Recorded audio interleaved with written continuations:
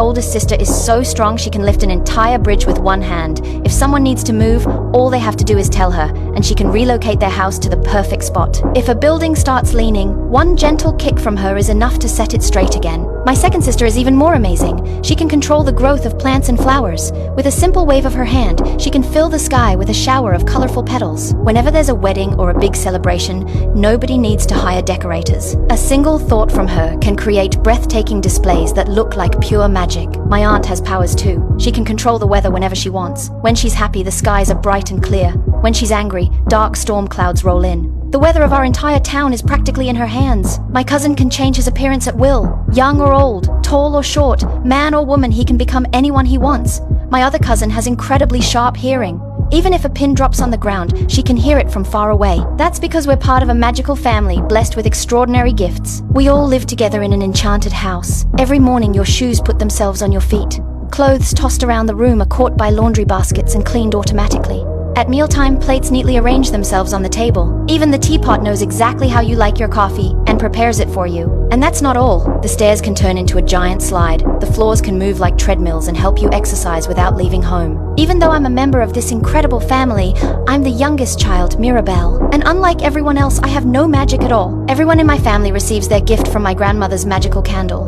When each child turns 5, Grandma grants them a unique power. When I was 5, the enchanted house opened a magical door for me too. But the moment my hand touched the doorknob, the door mysteriously vanished before my eyes. From that day on, Grandma never smiled at me the same way again. Even without powers, I tried to stay positive and make the best of life. Then the day finally arrived when my little cousin was old enough to receive his gift. The entire family spent days preparing for the ceremony, each person using their powers to help. Everyone was nervous and excited. I wanted to help too, but my second sister mocked me mercilessly. Even Grandma, the head of the family, told me not to get in the way. It hurt more than I wanted to admit. All I'd ever wanted was to do something meaningful for my family. When the ceremony began, my little cousin successfully opened his magical door.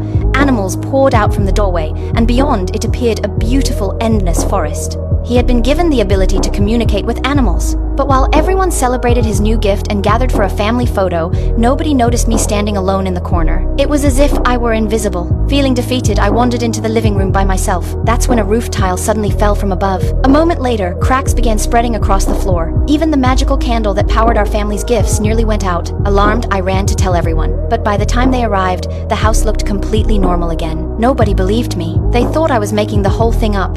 My second sister accused me of trying to get attention. I tried to explain, but Grandma cut me off. She insisted that the magical house was perfectly strong and safe, and that I was simply playing a prank. That night, I couldn't sleep. So I went outside to clear my head. As I passed Grandma's window, I overheard her talking to herself. That's when I learned the truth. She already knew the magical house was beginning to fall apart. And when it finally collapsed, every member of our family would lose their powers. My family might not have treated me the way I wished they would, but I still loved them with all my heart. I couldn't let that happen, so I decided to save the house. Searching for answers, I went to my oldest sister. She told me about an uncle who had disappeared years ago. He possessed the power to see the future, and had once predicted that the magical house would eventually collapse. If anyone knew how to stop it, it would be him. The problem was that he had been missing for years. Determined to find clues, I secretly searched his old room. Behind a waterfall made of flowing sand, I discovered an enormous hidden palace. As I carefully explored it, I found dozens of glowing green fragments scattered throughout the room. When I pieced them together, an image of myself appeared within them. I was completely confused. Then suddenly, the palace began collapsing around me. I grabbed all the fragments and barely escaped. Back in my room, I assembled them again. That's when I realized something terrifying. The cracks appearing throughout the magical house seemed to be connected to me. Before I could figure out what it meant, my father walked in. After hearing my story, he took the fragments away and warned me not to tell anyone about them. Unfortunately, my cousin with the super hearing ability overheard every word.